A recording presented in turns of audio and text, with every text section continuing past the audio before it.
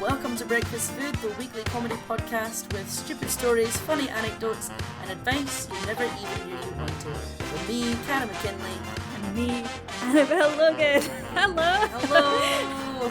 I was getting the giggles there. I don't know why. I know, I saw you. I was just looking down like, on Zoom. I can't look at you right now. It's so weird. I couldn't tell whether you were like getting zen for the beginning of the episode. I was just or having if you were like listening to what I was saying to make sure I got it right. I couldn't tell. I was just having a small prayer before beginning. It was so strange. No, just the giggles. Oh, okay, that's good then. That's better. That's a better option than the other two. Yeah. How are you? I'm good. I can tell the world now because I've officially done it. I told you last week, but only because I was preparing to do it. But I've quit my job. Oh my god! Whoa, goodness! During a pandemic. Hooray! What an idiot! Oh Lord! But I'm excited for you. Me too. I'm excited. It's needed, and it is. Yeah. It was time. I'm going to be looking for other jobs. If anyone wants to hire an illustrator, please let me know. Hello. But yeah. And that's basically been my whole week. I've been walking my friend's dog and chilling out.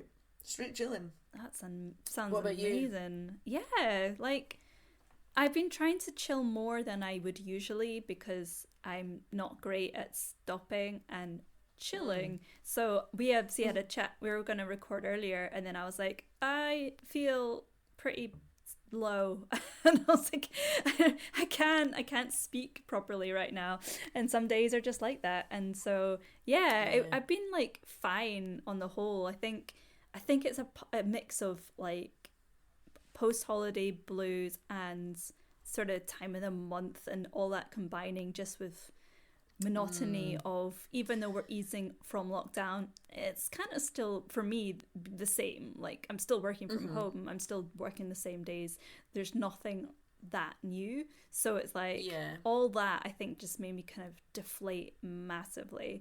But it happens, and I do feel a lot better. Just I chatted with you, and I chatted briefly to like a work colleague of mine, and just like these little chats have been just really nice, just helping, and I feel a lot better. And knowing today. when it's time to take a break, like knowing when it's time to be like, it's just on the cards today, because like the world's not going to end if we take an extra day. Absolutely. And it's that learning of not feeling guilty for just stopping and just like looking after yourself, because I'm again really bad at that. So it's such a I found, especially like taking a break from work, such a stigma around it. Like you feel like, oh, I'm letting everybody down, and like everybody needs me to be there, and so on and so forth. And like, when in actual fact, the people that you work with would prefer to work with you when you're feeling happy.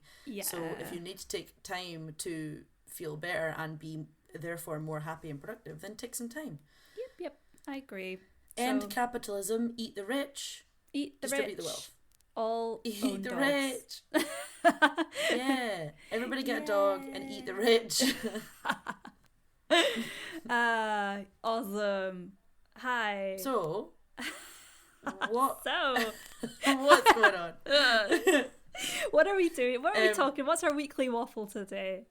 Our weekly waffle, we're about to change things up as of next week, and so this week was like returning to episode 1 essentially, and just like finding some feel-good stories, finding some things that will make people smile.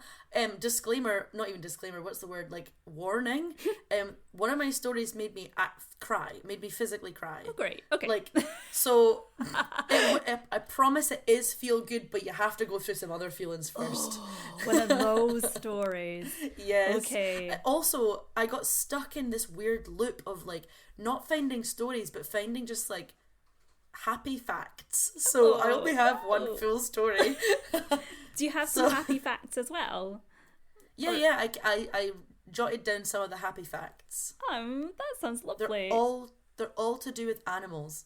Well, every one of them. That's my natural go-to as well for happy stories. I end up definitely gravitating towards happy, feel-good animal stories. For sure.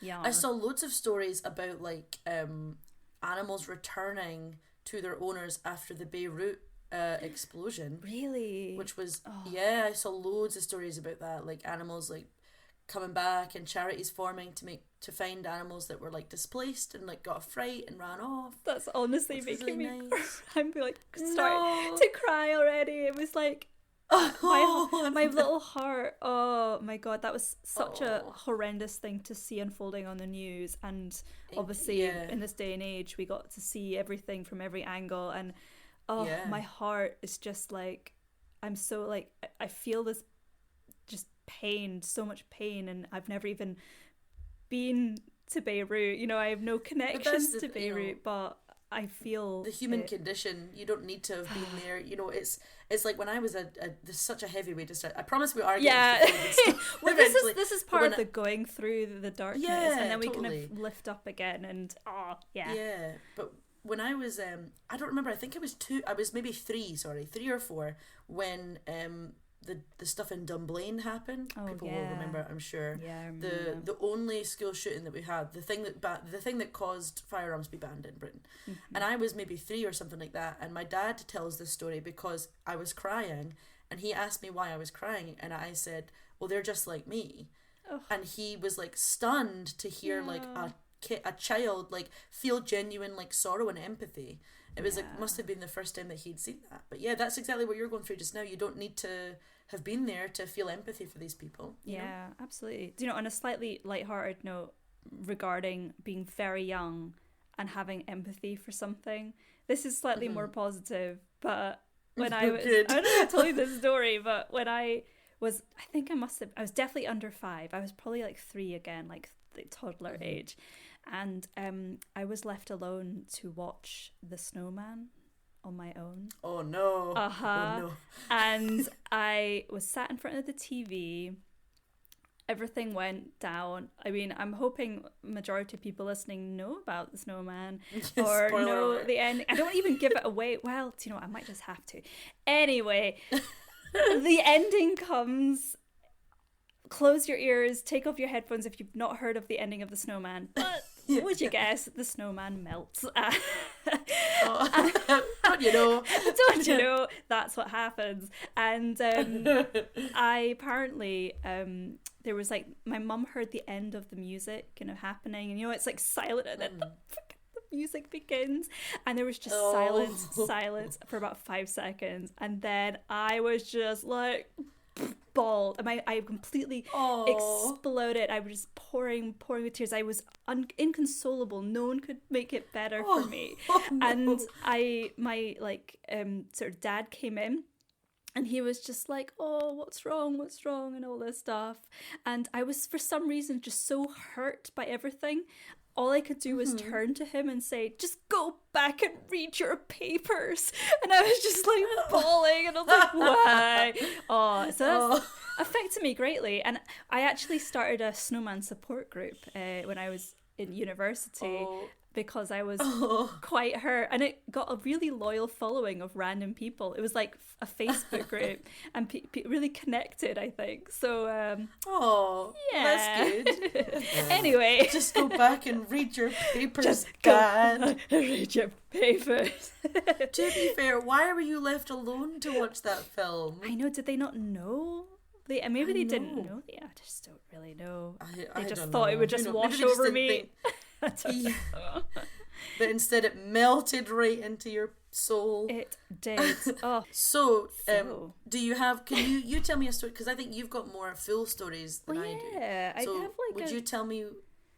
I will. I've got like, I found a few like really quite straightforward shortish stories, but also just very sweet. For example, did you know in Sydney they have an annual duck fashion show? No. What? That caught me off guard. An annual duck? Like as in they dress them up, or they just like celebrate their natural plumage. Imagine just people coming in with duck outfits, like, look fab. No, they dress up ducks. Oh. They dress up ducks. It's called the Pied Piper Duck Show. And do you know, I've not heard many. So there's been a few updates from this year, but I obviously don't think they had one this year. But it's set on this gentleman's farm, this guy called Brian, and he basically he has like all of his ducks, should I say, and they all receive 3 outfits. So they have one for day, one for evening, and one for a wedding. And they do like a costume change. Yes, and it's honestly, these pictures are amazing. I can't wait to show the pics. I'll try and one show for a wedding. This one's really nice. Can you see that? Oh, what? How did they get that duck to do that? Good. That's a good question. These are very well behaved ducks. Oh, and they have like Sherlock Holmes. They've got this one. It's like 3 ducks dressed up as Sherlock Holmes, and there's just a little collie in the background. Just a collie, like, don't you run away. Yeah. So that's adorable. And you better stick around, weird. You ducks. And I was just thinking, like, I just love I like the thought of a good weird fashion show for animals. Obviously, I'm aware. I've seen the documentaries. It can verge into slightly worrying territories where you're like, does the animal really want this? Do they really want to be dressed up? Sometimes you're like, I have seen like dog shows where they like spray paint the dog's fur. Oh, I've seen that. And they're like multicolored. I also get a bit worried about that. Do you feel strongly about spray painting an animal? I guess I feel strongly against spray painting an animal. Because obviously the paint that they use is specifically, you know, it's for fur, it's to wash off. It's a lot like what you would use the hairspray in your own hair that colours it. But like, leave it alone. I know. Like, come on. I mean, the dog's not making any choices here about what it wants. Yes. I mean, but yeah. I would say, if a duck super didn't want to be in the fashion show, it would just it would be like, nah, man. You know what I mean? Ducks do what they want. Yeah, I mean, they wouldn't suffer at all. They would just be like, I'm good. They would give you a little nibble and then run away. And I think that's fair. That's a good life lesson as well. Don't make people do what you don't want to do. Be the duck. It's like the penguin march at Edinburgh Zoo. It's like, if they want more, they get all the food they need that day, but if they want like extra special fish, they'll go on the march and then they'll get loads of food. And if they don't want it that day, then that's that. That's nice. They don't go. Yeah, it's nice. That's how I live my life. Yeah. I never thought I'd be that person that's like, that's so cute, I want to dress up my dog. And I'm still like a little bit on the fence, but there has been a couple of times I've seen nice, like rain jackets or something. For rain jackets is fine. Yeah, and like sometimes I do think Maisie's so small, and I'm like, she does get quite cold in the winter time. So I'm like, it actually would be nice to give her a jumper, not because I'm like wanting to dress her up, but just because she's a little bit chilly. So, I don't have any strong feelings one way or another about spray painting animals. I think you probably shouldn't. If you're thinking about doing it too much, then maybe find another hobby. Sorry, is that harsh? Maybe get a nice like maybe just start painting. Go spray paint a wall, maybe. Right? Go make a stencil. Spray paint your shoe. Yeah. Why not?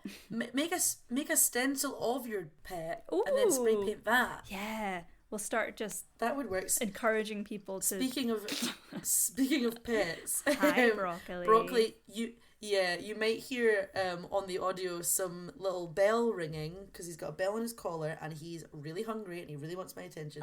So he's just sort of wandering around. Apologies for that. Or it's Santa. He's arrived early. Or it's Santa. Or a little sneaky elf. Okay. Anyway, a sneaky. I actually have not anything about animals with clothes on, but one thing about a really good boy called Finley, who's a golden retriever, and he recently broke the Guinness. I can never say this. Guinness Book of World Records. Guinness World Record. Yep. You know the one. For most amount of tennis balls held in the mouth at one time.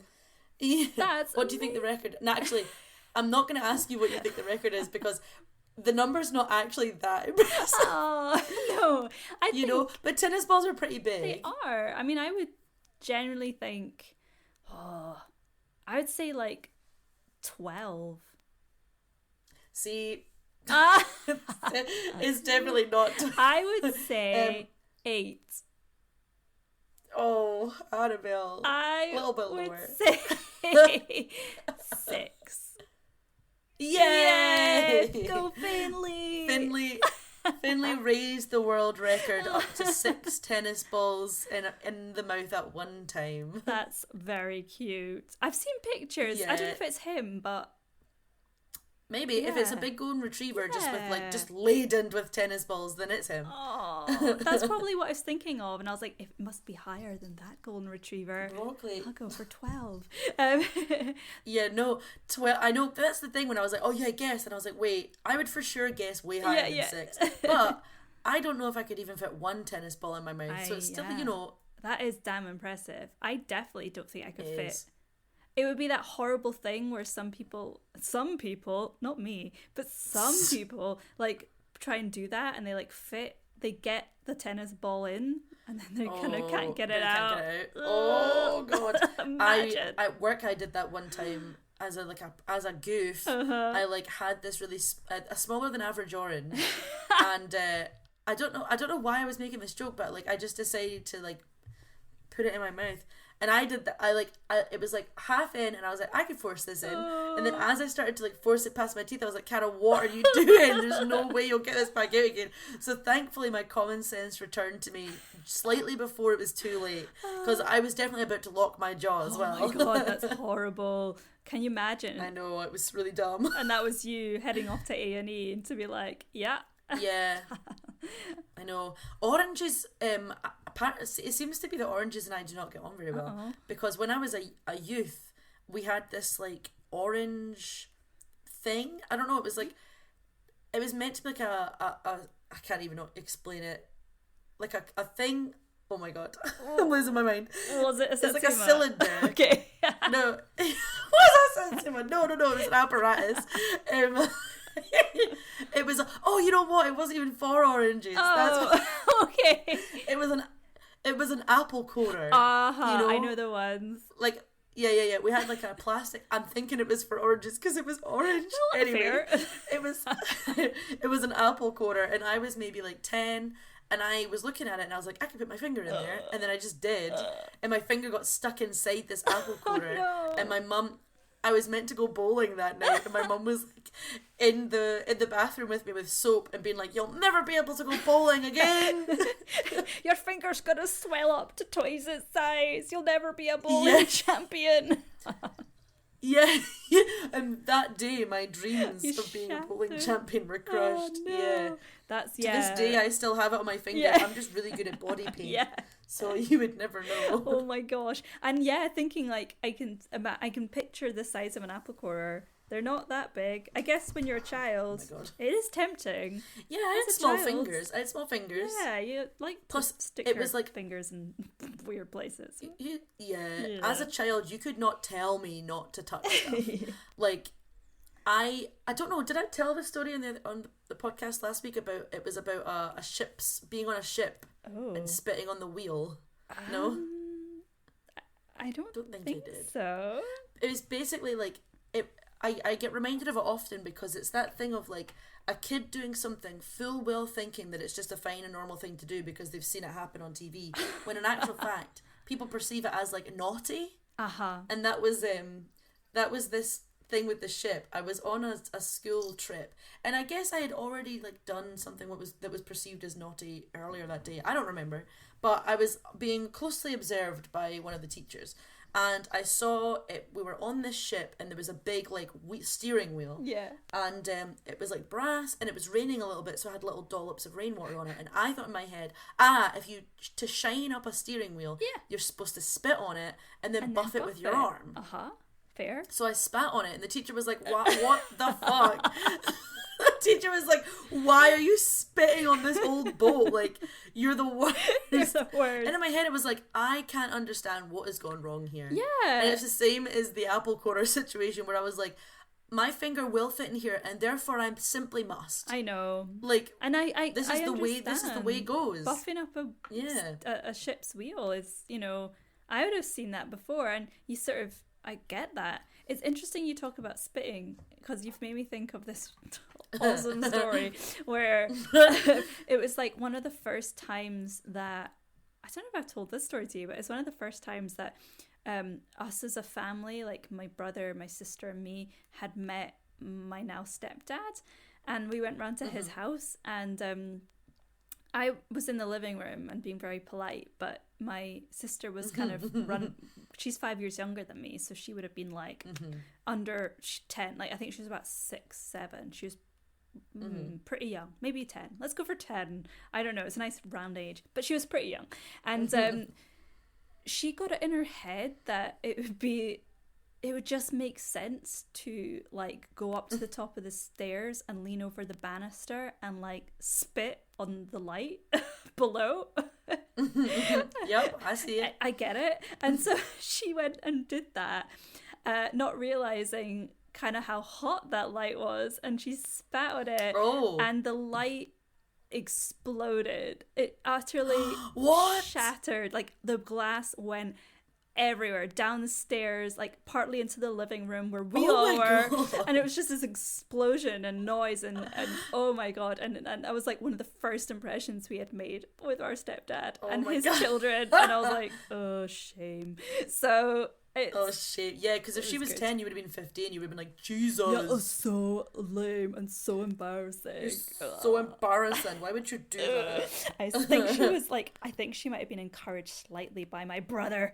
Should have known better. It's typical.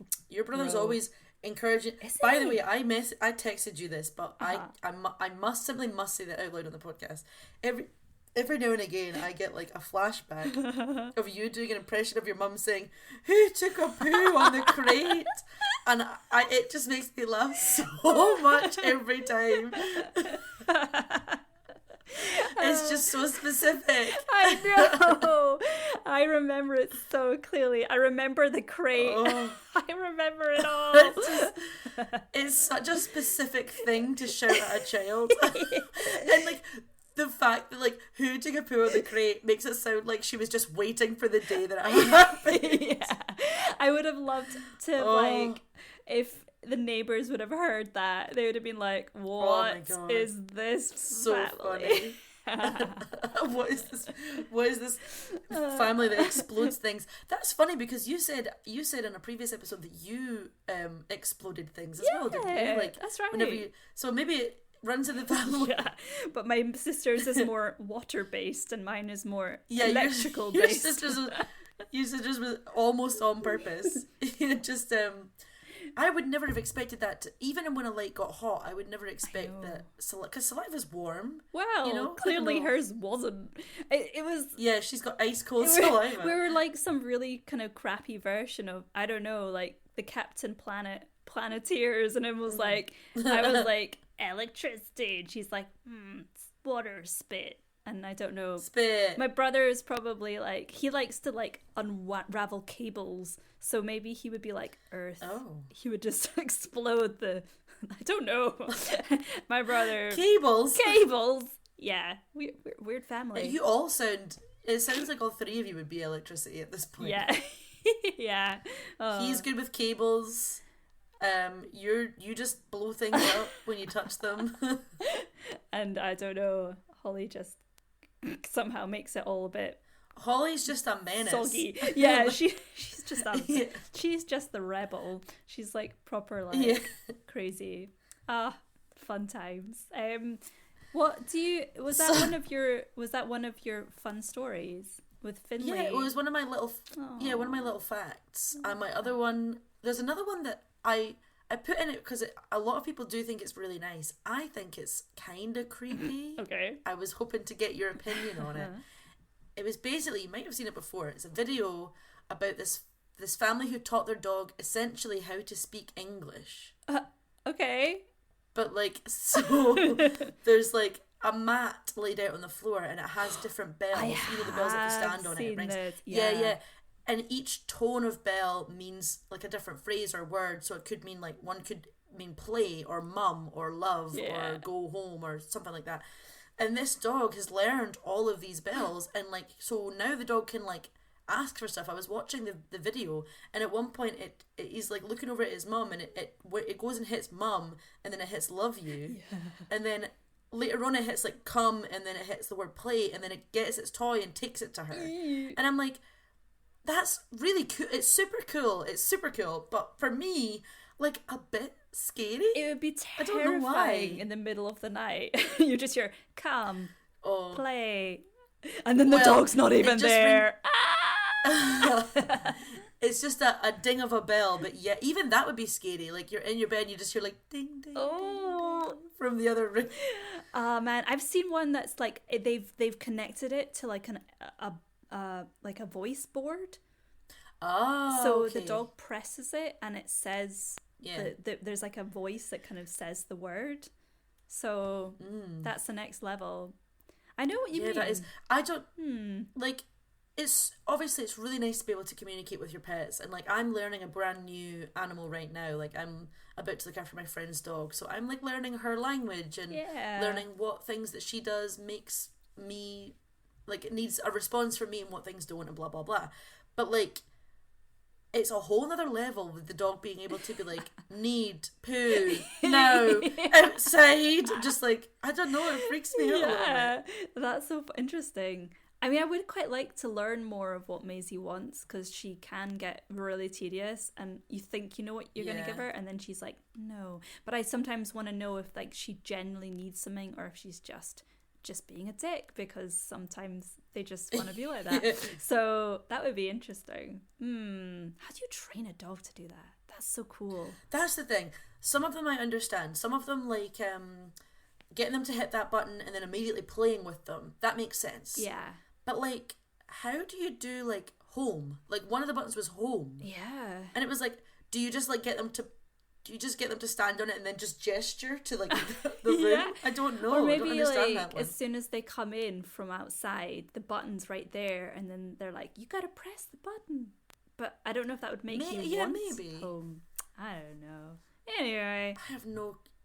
Anyway, I mean, it was nice, and clearly the dog is very, very smart, and that's great. But it just kind of like weirded me out a little bit. With it just being like, this is exactly how I want to communicate with you. It's like that Rick and Morty episode with the dog. Do you know the one? Yeah. I know the one. Where are my balls? Yeah. Summer, where are my balls? Yeah. But that's the next step. It is. or Doug from Up. Oh my god. When with his little collar that speaks for him. I do secretly wish they existed. To be honest, that's less creepy to me. Yeah. Like, a dog that can just, like, speak English is less creepy to me than a dog that rings a bell. Oh, I don't know. Do you hear that little cat video? And it's like, it sounds like the cat's, like, southern. Yes, actually. Now I'm trying to remember it. I thought you were about to do, like, a really, really old callback of, you know, the O Long Johnson cat? No. Yes, you do. I? It's like this little... Well, I mean, I've never met a single person in the world that's never heard of O Long Johnson. Oh, it's basically like... It's like, oh, la. Yeah, it's like, O Long Johnson, oh, Don Piano. I could repeat the whole video to you. I've watched it so many times. That's a good And because the last bit, everyone says he's saying all the live long day, and it always cracked me up. Why would a cat say that? Yeah. Yeah. But the southern one, is that the one that just says like hello or hi? Yeah, or he like goes. I think he like walks up and he's like, "Well, hi." Oh, so cute. Yeah. When cats do it, it's way cuter than when dogs are like, come play. I love you, Mom. Yeah. Okay.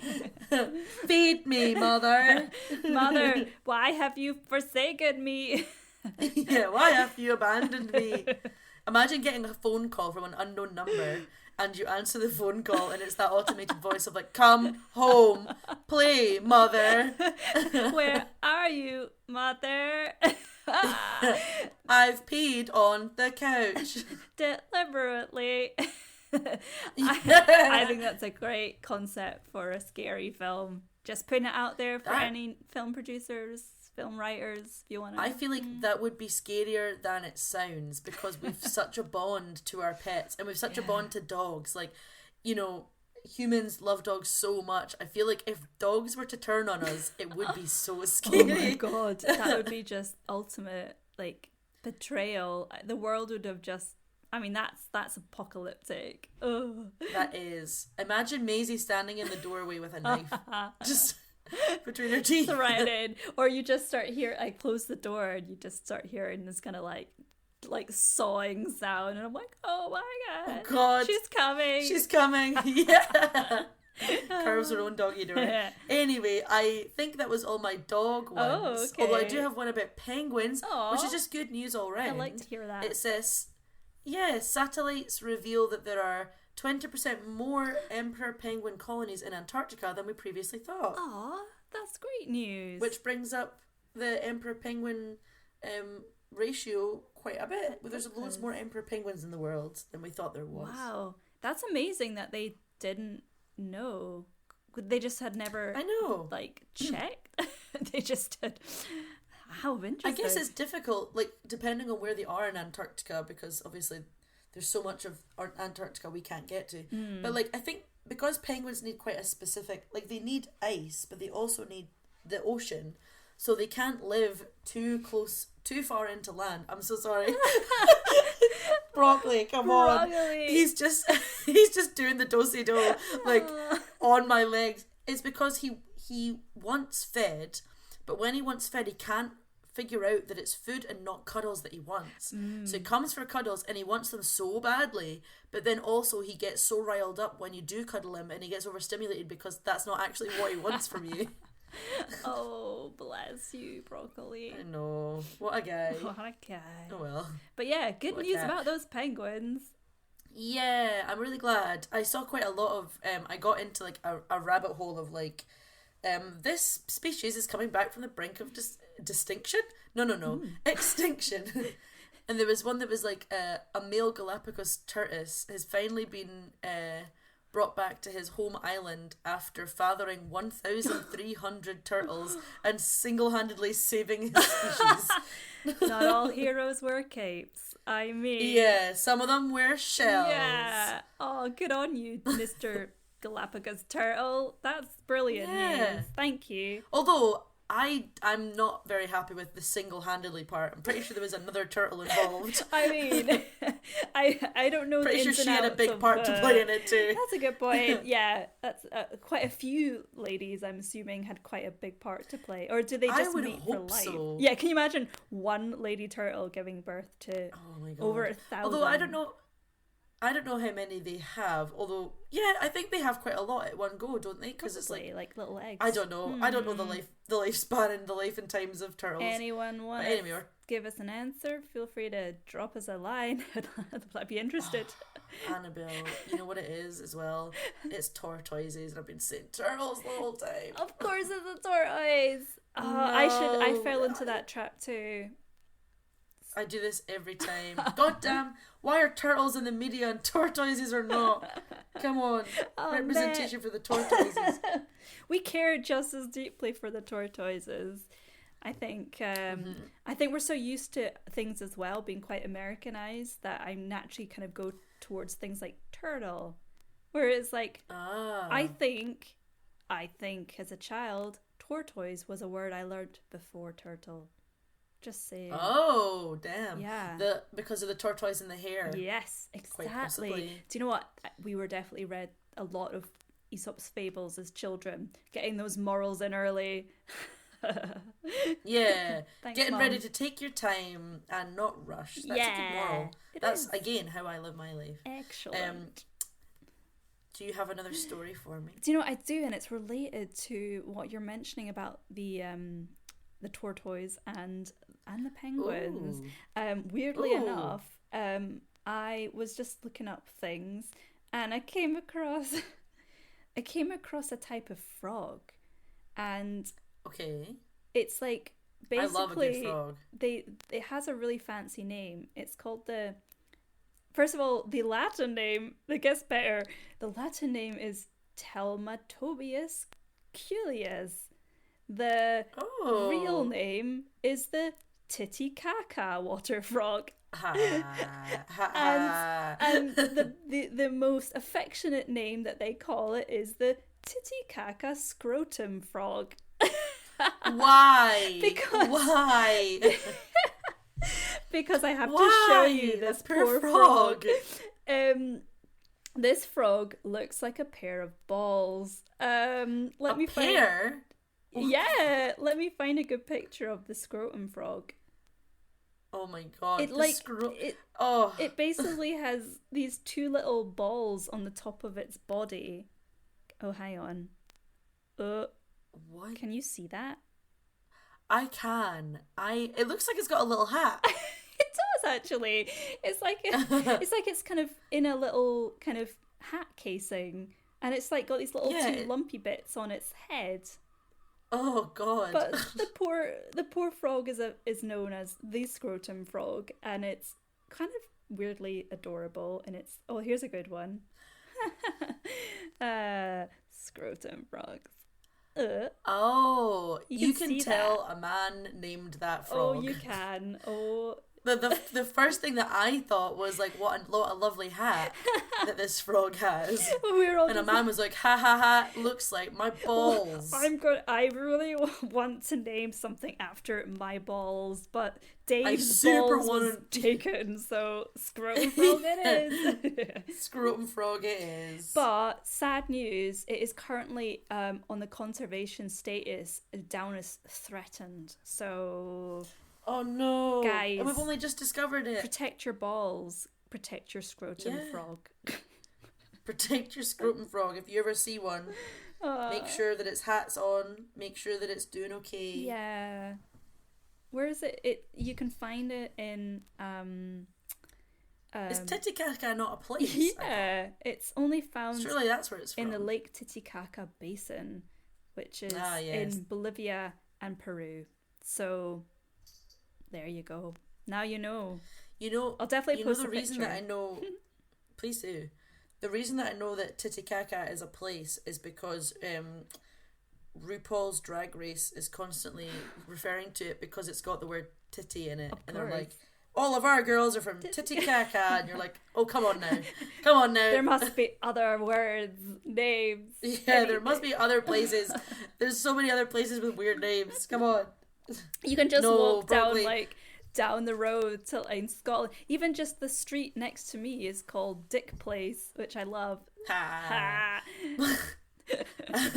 Yeah, there's definitely a lot of we don't pull punches in Scotland with our street names. No. But even just like strange sounding, strange spelt names like Ecofeckin. Yeah. That's not like a rude name, but that's still like a what? Excuse me? What? Did you sneeze? Yeah, what was that noise you just made?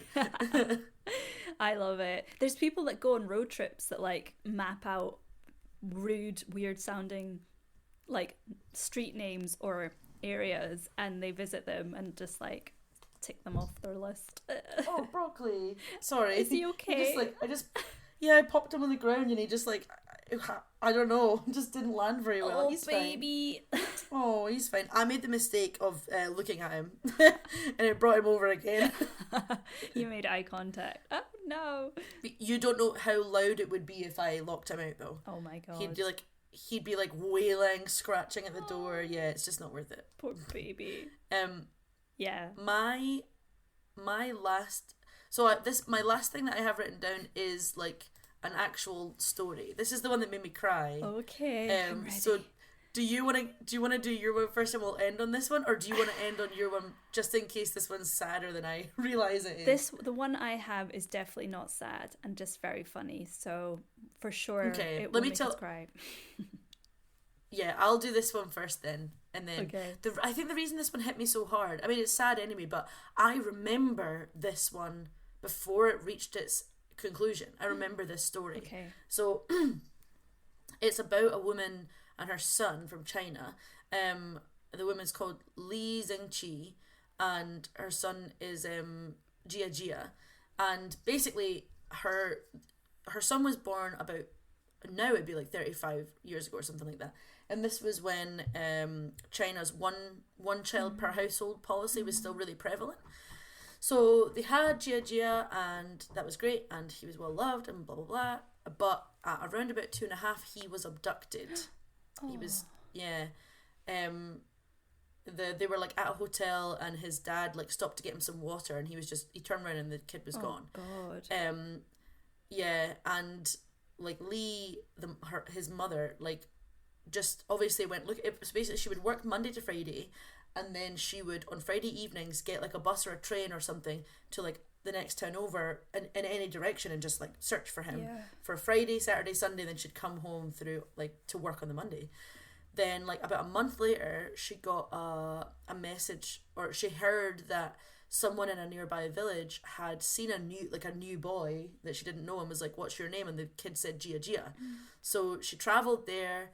But by the time she got to that village, the kid was gone, and she like tracked this family and this kid for ages.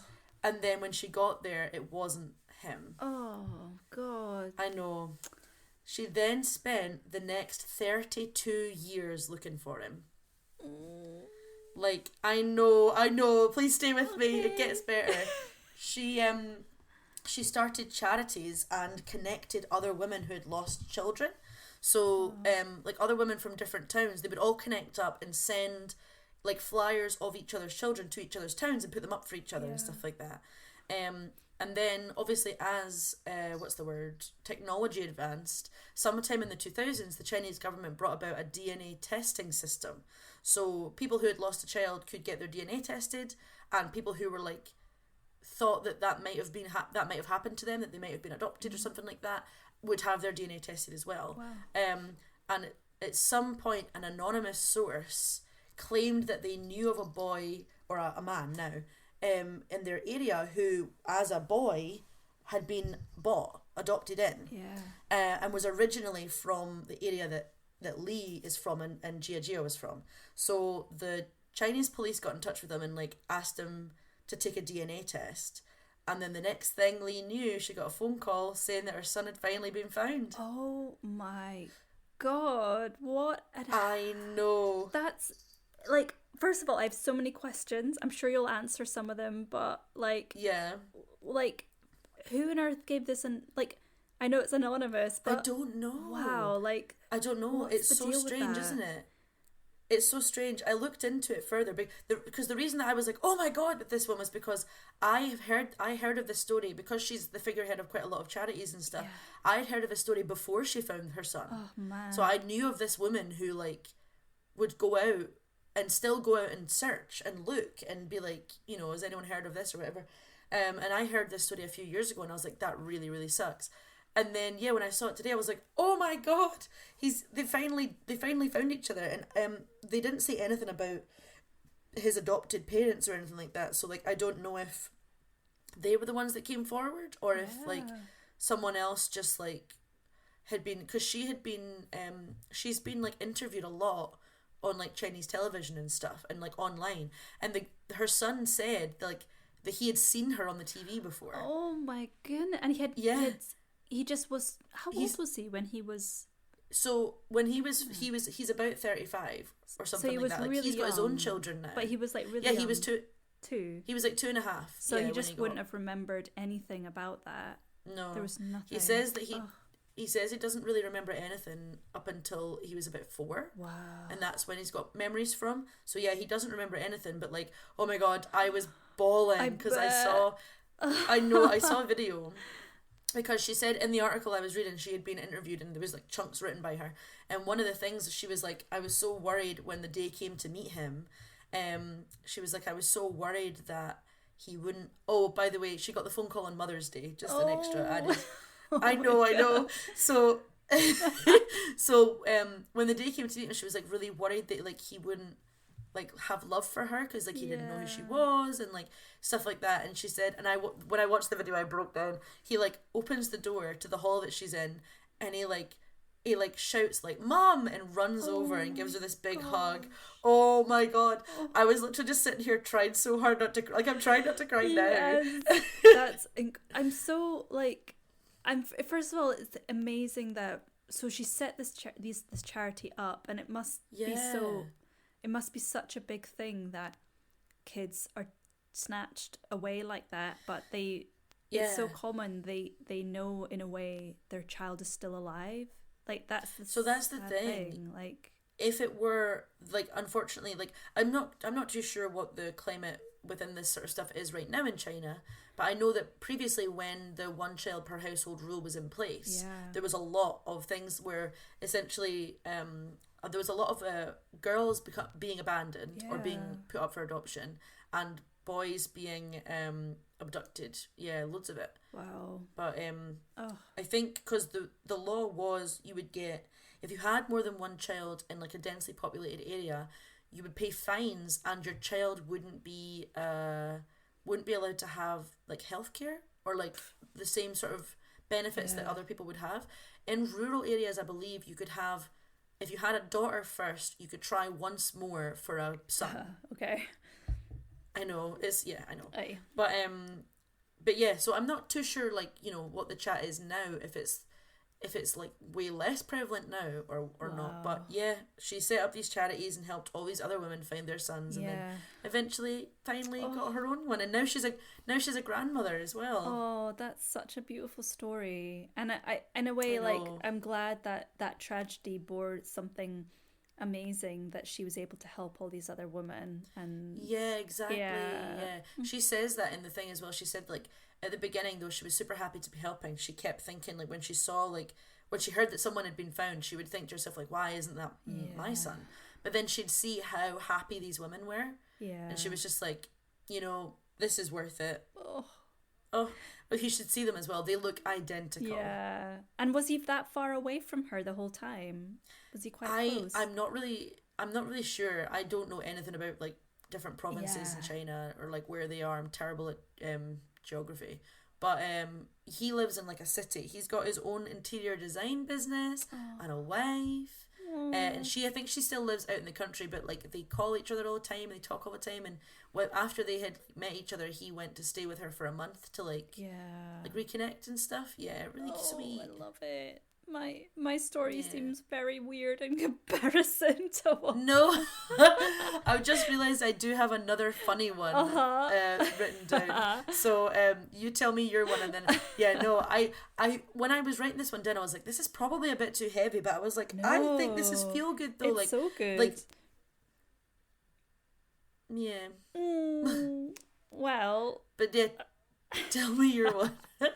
This is the headline. Okay. Naked man chases wild boar through public park after swine steals his laptop. Oh no. What? There's pictures. I will definitely be posting these pictures up for sure. What the fuck? Why is he naked? So basically this was in a very public park in Berlin. And there's a kind of thing in Germany called Freikörper culture, and it's like free body culture, and it's much more acceptable to sunbathe naked and to in quite public spaces. Like there's a kind of association with that not being weird. It's just people do it sometimes. They usually have like little areas they can go to, but it's pretty normal. Oh, cool. So anyway, this poor guy was like sunbathing in this park, and this like family of wild boar decided they would like rummage around in his like food bag and nick some dinner. And he was a bit like, he kind of was like, whatever, I don't really care, until one of them ran off with this bag, and he was like, oh fuck, my laptop's in that bag. And he's just running through this park of like fully clothed people that are, oh no, and it's so sad because you can't see his face, so obviously you just see his butt, but like all the people around him are just laughing. They're just like not even helping. They're just like To be fair, that would be my response too. It would be very funny. It was just like, what? So I found that extremely silly and very amusing, and that is very good. It reminds me of, do you remember the meme that went around for ages, 30 to 50 wild boars? No. Oh, no. Annabelle. Okay, you need to let send me me find that. it. There's so many different ones of it. But in fact, I saved screenshots of a whole bunch of it because it was just so ridiculous. Oh, it's feral hogs. Sorry, 30 to 50 feral hogs. Okay. Basically, it was some guy was talking about defense, like he was defending assault weapons. Okay. Trying to be like, well, what do we do if this happens? But his like question of like, what do we do if this happens was legit question for rural Americans. How do I kill the 30 to 50 feral hogs that run into my yard within 3 to 5 minutes while my small kids play? What? And it became such a meme. Oh, everybody man. just like, how did I miss that? I love a good I don't meme. know, man. I don't know how you missed it. There's there's send like it to people have put it into songs. It's like, cut my life into pieces, these are my feral hogs. 30-50 my children. Oh my gosh, I love Can't it. have a gun, so I guess the hogs eat them. It's like when people, like, if you start Googling a sentence and the most amazing like things pop up, and it's just a great pastime if you're really bored. I've never done that, although what I have done is I have played the game where you translate English into like a bunch of different languages, then back to English. That's fun. And then the person tries to guess what like thing you were trying to say at the beginning.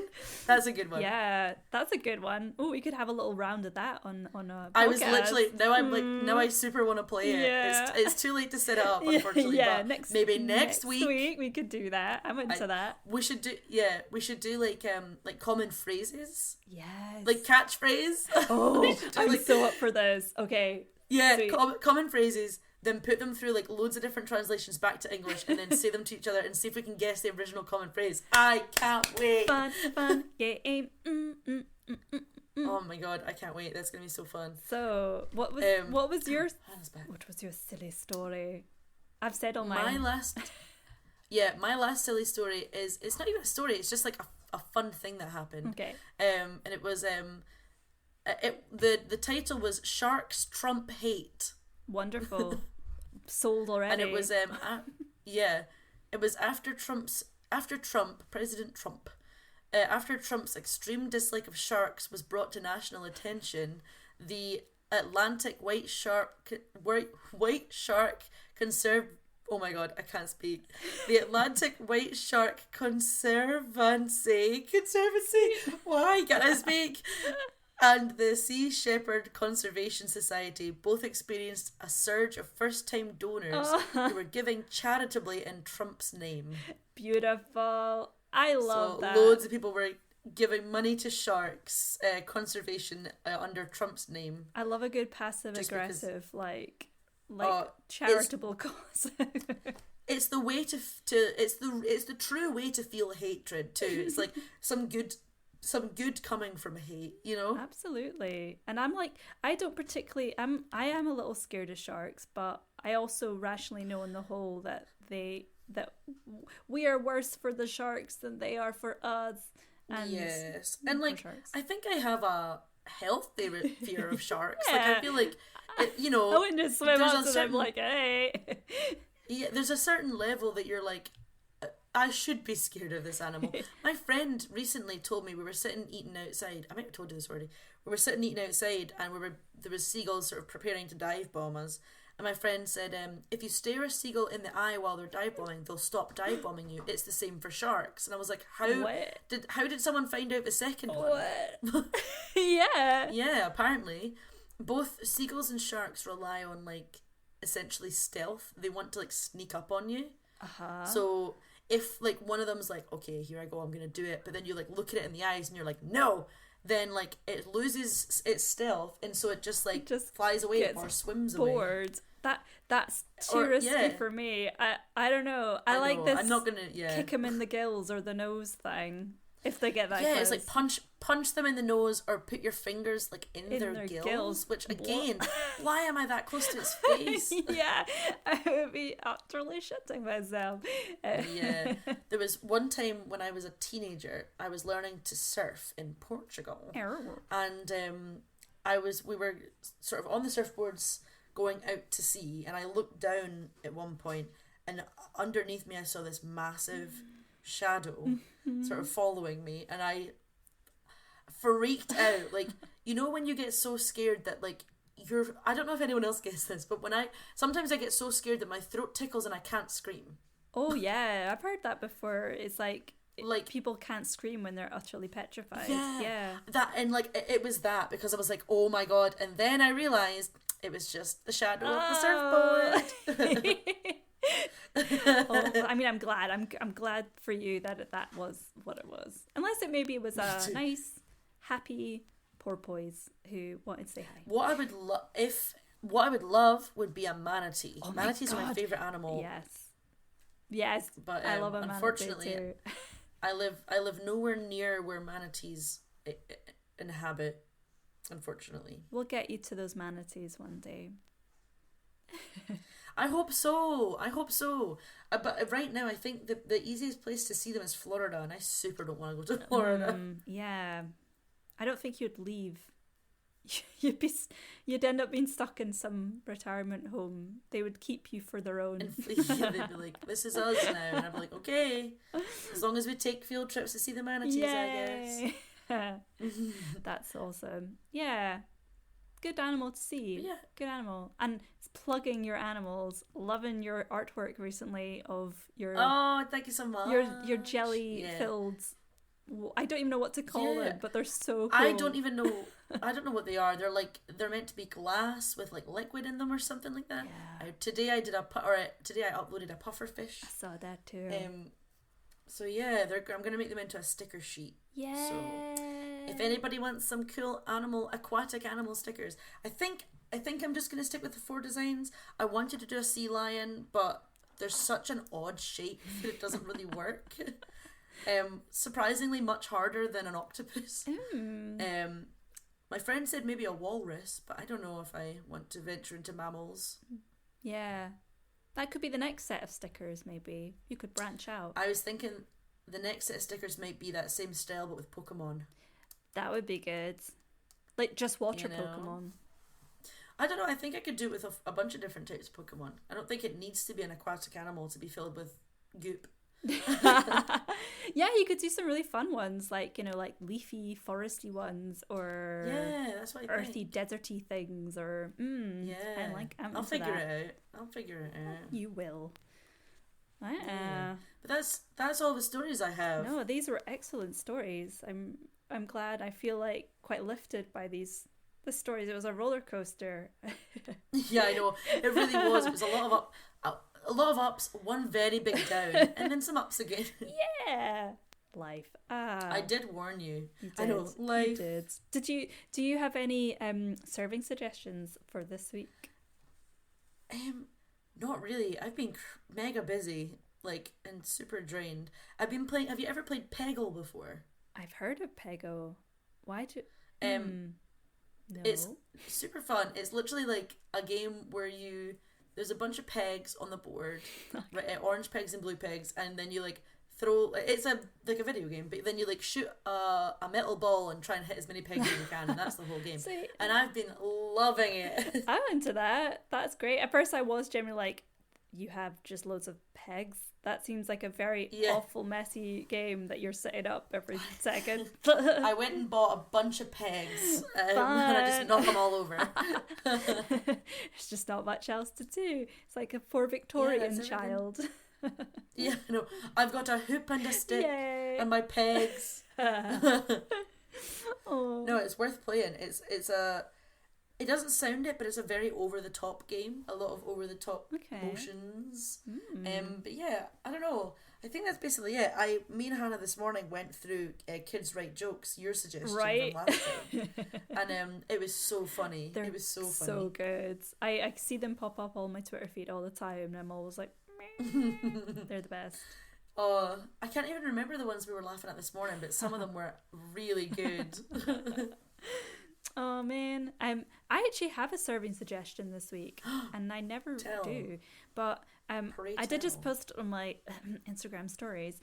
But I'm plugging this week a really lovely candle company from London. They're called Get Chill Candles, and they are a completely Black run business. I think it's two women that run the candles, and they are delicious. Like, they only have 3, I think, out at the moment. Annabelle, you shouldn't be eating them. I know, I can't help myself. I do find it hard to distinguish between candles and shower gels and body cream and oh my god, fruit. Don't start. There was a time in my youth where I had this like chocolate smelling, like, I don't know if it was body cream or bubble bath, and I remember being like, if it smells this strongly of chocolate, surely it has to taste even a little bit of chocolate. Surely. So I ate a little bit, and I was like, the initial second of a taste was chocolate, and then it was all soap after that. It was really hideous. That's great. So I've learned my lesson. I had my first lip balm was a Mississippi mud pie flavored lip balm. Oh my god. That was hard not to just eat. And I love when they put it on the label. They're just like, don't eat that. Sorry. Please don't eat this. But yeah, this candle I got is peppermint and rosemary, and I've never had a candle which has really helped me with my anxiety before. It sounds bizarre, but there's something about that combination of smells which like totally reinvigorates me and like calms me, and I'm just like, I feel okay again and just like totally zen. And I'm like not one of those kind of people that are like, you know, like always sort of promoting products. Like, it's sort of, there's been 2 really good products recently. I've been like rave, but on the whole I'm just not that kind of person. So like, this candle is definitely a winner, and you should all look at Get Chill Candles. They have an Instagram account as well, and they're really cool. I will look into it. I've never been a candle person. I had a candle in college all those many years ago, and I got it specifically for the same reason, for like helping with anxiety. I got a candle that smelled like fresh linen. Oh, I love that. Yeah. And I really liked that one. But like, I don't know, I've never been someone who lights candles after that. And then when I was like trying to become a bit more of an adult who used candles, I ended up moving into a flat where I was essentially living in a bunk bed. Nice. Like a high up bed. And I was like, well, now I can't light candles because I won't be able to like blow them out. Yeah, this is dangerous. Yeah, but maybe now's the time. Maybe now is the time. You get your own bed. You can have like a whole table dedicated to a candle. It's beautiful. I could make a little shrine. You really could. Oh, yeah. This is a good candle to start with, I'd say. If you want to try a new candle. I would never have thought of that combination. Yeah. It seems like such an odd one. I know, but it's not. But it's wonderful. Is that all of your serving suggestions? That's me for this week. Whoop, whoop. It's annoying because I'm pretty sure earlier on in the week I was like, oh, this will be my serving suggestion, and now I can't remember what it was. Oh man. Oh well. It might come back to you. Shall we? We can post it. Might. Post it on the old Insta. Yeah, stories. if I think of it on the old Insta. Yeah. Shall we explain what we're going to try out moving forward? Yeah, we're basically thinking, so we want to sort of keep a hold of kind of like interesting stories that we find each week and sort of that's an epic Sorry. I was like trying to hide the yawn, but I think it was I'm so sorry. It was like a beautiful Galapagos tortoise just branching out. Hello. Yeah, we want to try and sort of find some more feel good stories and sort of interesting or weird stories that we found during the week, and chat a bit more about them as well as our own stories. And then obviously if we feel there's a theme coming up which is very epic or, you know, time sensitive, e.g. Halloween, then we'll obviously pick something for that time. But yeah, we're just sort of keen to, like, I want to learn some more interesting stories and find more feel-good stories, and I'm into it. I think essentially we're, and like Annabelle said, unless like a specific topic grabs our fancy, we're not going to be theming the episodes so much. It'll be more like just like looking at what's happened that week and sort of looking at, or like allowing ourselves to be like, oh my god, I've been obsessing over this thing this week, let's talk about it. You know, that kind of stuff. And obviously we kind of can't help interjecting our own stories into that stuff as well, so you'll still hear plenty of stories about our lives.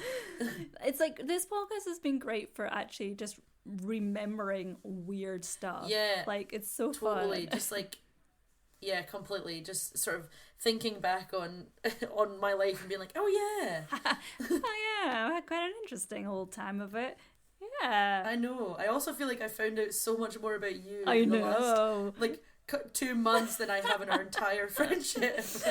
It's all there under the surface. Yeah. We just needed to dig a little further. Yeah, I know. I have a feeling, I have either a hope, I'm going to cross my fingers, possibly next week we'll be able to record in person. Ooh. Because I should have my bike. But maybe the week after. But it should be here. They said mid-August. That's awesome. And then we can finally record in the same room. We will document this for sure. We'll grab a picture. We're like, that's amazing. I'm very excited for that. Reunited and it feels so good. So let's wrap up, I guess. Yeah, that's everything. That's it. That's kind of it. Yeah. Obviously.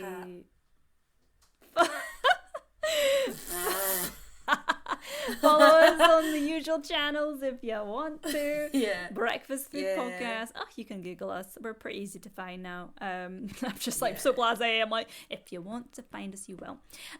Same with. If you want to find us, you'll look. You'll look. You probably already follow us. Yeah. Yeah, probably. So that's it. I mean. Yeah, that's all it. I'm Cara.mckinley.art on Instagram and Twitter, and that's where I do anything that I do.